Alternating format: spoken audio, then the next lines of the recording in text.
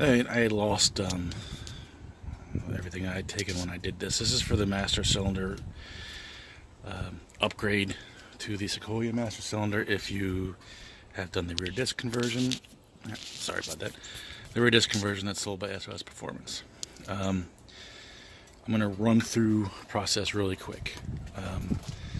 Nothing super out of the ordinary as far as a normal master cylinder is concerned. So if you've done one master cylinder, you can pretty much pull this off. Alright. First thing I would do is probably bench bleed the new master cylinder. Well, no probably about it. Bench bleed the new master cylinder, otherwise you'll hate yourself. Whatever method you want to do it, by hand, syringe. I have a little syringe bleeder. A couple different ways you can do it. Whatever works for you. What I did, I'm a pretty tall dude, and I still have problems reaching back in there. Just like stretching myself over, let the air out of the front tires. It's an old mechanic's trick. Comes in handy a lot, especially on trucks. Let the air out of the front tires, and you're golden. If you have the red line hood struts, if you've noticed, they don't quite open up as far as the stock ones do. So I just detached them and opened the hood a little further, and I have a extendable prop rod that I can use.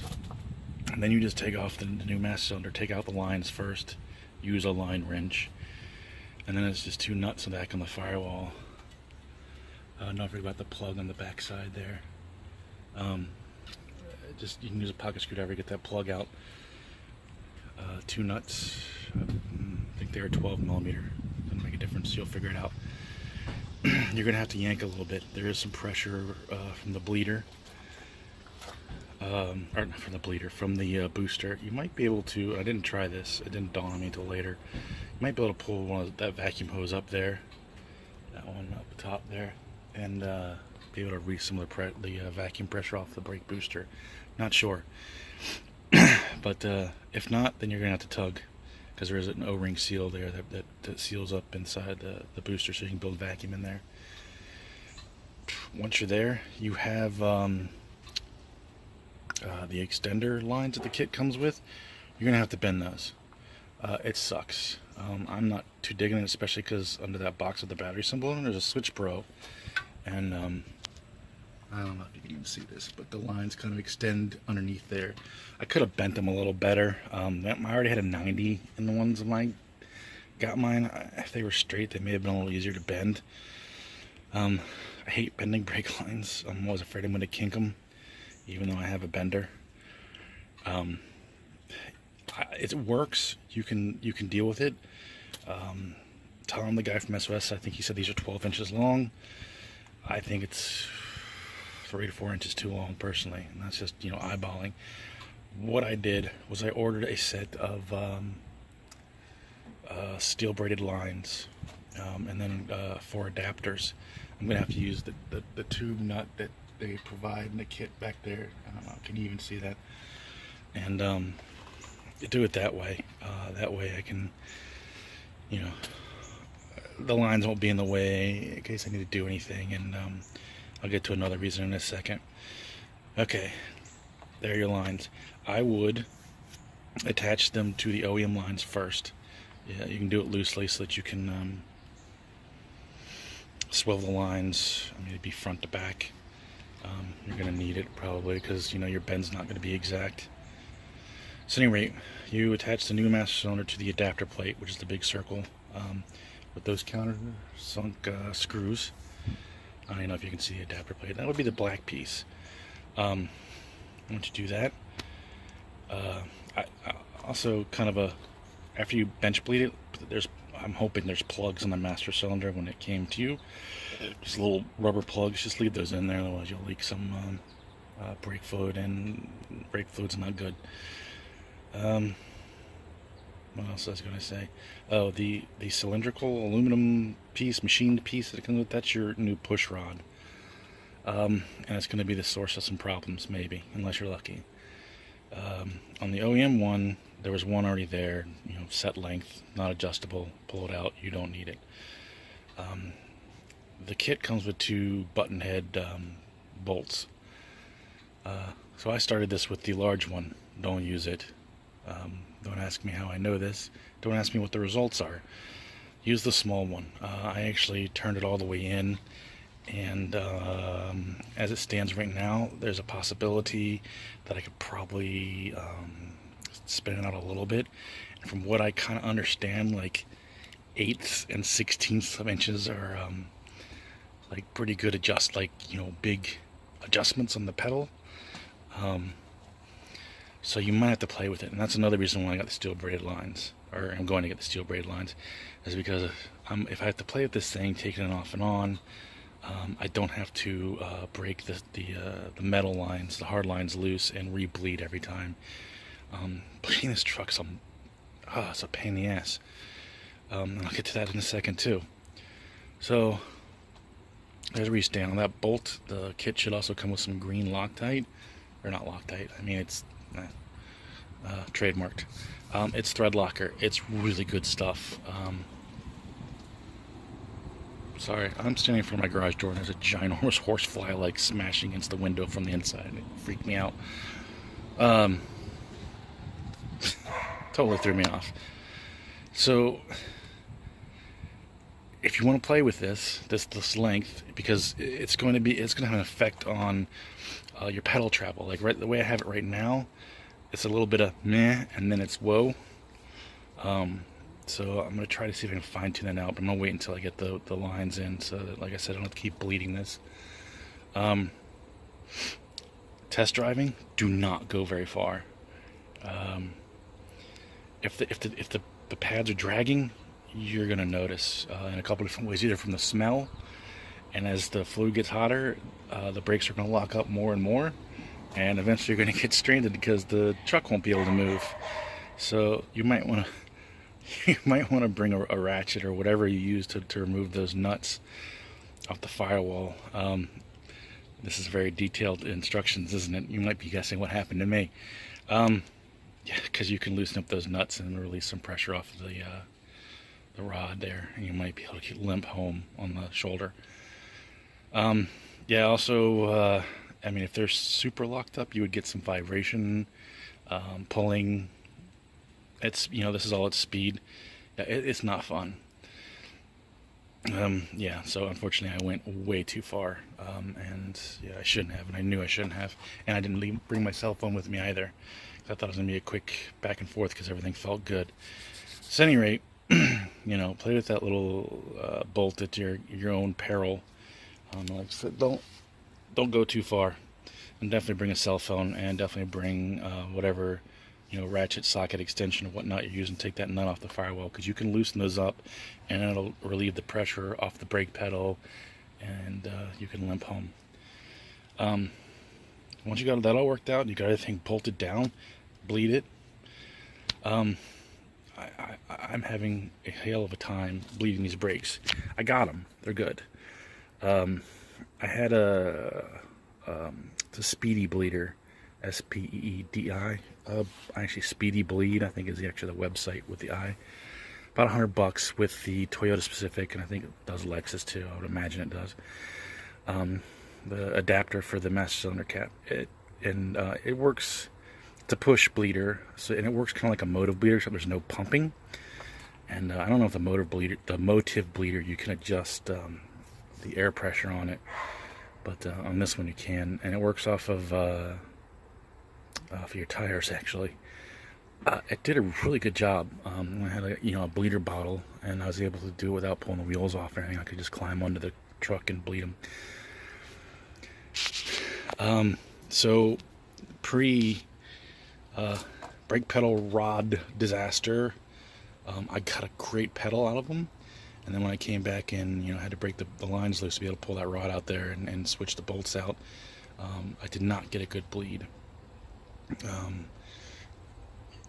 The problem on this truck seems to be the ABS pump or module or whatever the hell you want to call it. It seems you can't seem to push the fluid through there, whatever reason. I don't quite understand it. I've heard a couple different solutions, and I don't recommend trying this, but I was able last time when I did the brake conversion, I was able to actually do like an emergency stop and get the ABS to start cycling, and that helped a tremendous amount. If the way you're going to notice the symptoms is going to exhibit is you'll have the truck off and the pedal will pump up and it'll be spectacular. But as soon as you turn the truck on, like start it, the pedal will slowly sink to the floor, and it'll pump back up.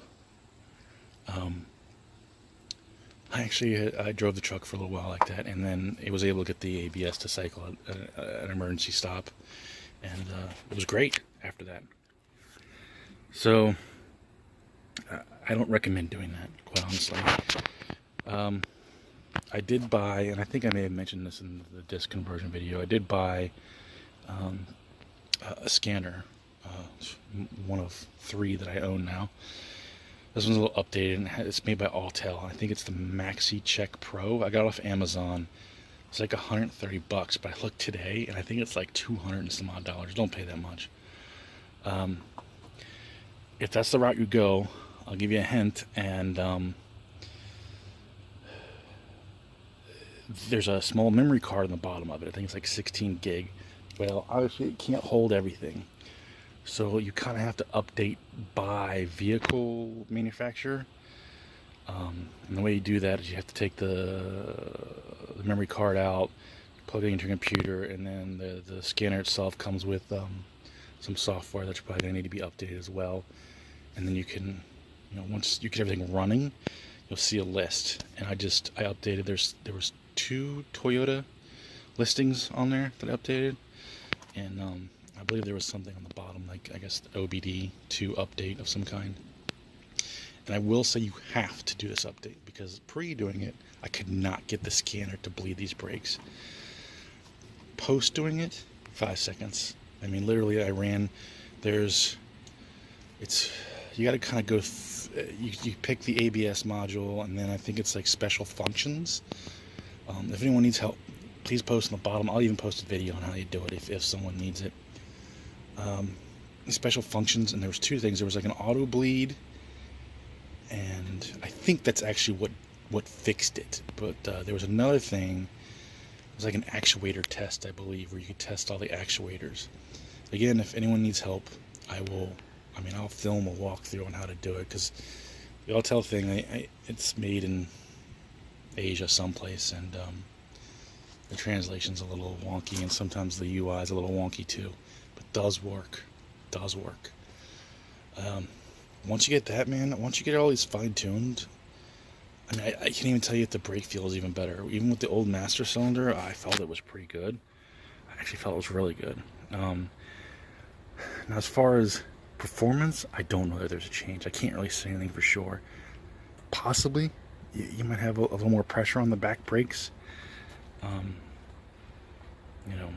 don't know. This is definitely not one of the well thought out modifications I've ever done to a vehicle, and I'll blame partly for myself on that, and I'll blame partly SOS on that. The reason I'm making this video is because the instructions suck, and there's been a lot of throwing tools and throwing parts at stuff to get things to work, and that's the main reason why I made these videos. They suck, they're rough. I don't have the time to polish it. I barely even have time to do this video, and that's it, man. Do all this at your own risk. If this is important to you. I plan on keeping this truck for a very long time. There's nothing out there, mid-size wise. The Colorado to me is a hair too big, and I think the interior is really bad. The Frontier, it's the Frontier. It's a 15-year-old truck now, or so, 14, 15-year-old truck. And I really never even liked it. I actually liked the previous. I owned a previous generation Frontier. Loved it. I'm not going to say that Tacoma's amazing, because I think Toyota skimped a lot on a lot of shit on this truck, and it pisses me off for what it costs and what you get. Then the rear disc was one of the things, and the Ford Ranger's coming out soon. I have high hopes for it, but you know, I mean, shit, this truck's, the Tacoma's not even barely a year old. But I don't know. I doubt it'd be something I'd trade up for. So, 15 minutes of rambling. Hopefully this helps you out. I'm sorry I didn't have like a lot more. Well, I did have a lot more of when I was actually doing it. And it just, I don't even know what the hell happened. I don't know if I didn't hit the button or what was going on. It's, I mean, not that you give one flying fuck about my personal thing, but it's been a very emotionally trying week for me. Anyway, you don't care, and I don't blame you. So that's it. I am always available to answer questions. I try to get back to people as soon as possible. I got like 10 followers, maybe. So it's not like I'm getting hounded by questions. Typically within a day, I'll get back to you. And I'll do my best to help you out. That's why I do a lot of this stuff, is to kind of guinea pig it for other people so they're not wasting their time. But honestly, I mean, this Tacoma's just about done, man. I have a bumper with a winch, and it's not even a full-size bumper. It's just with the slimline bumper. I'm done. Yeah, I'm done. All right, guys. Good luck. Again, if you need help, I'll do what I can. Peace.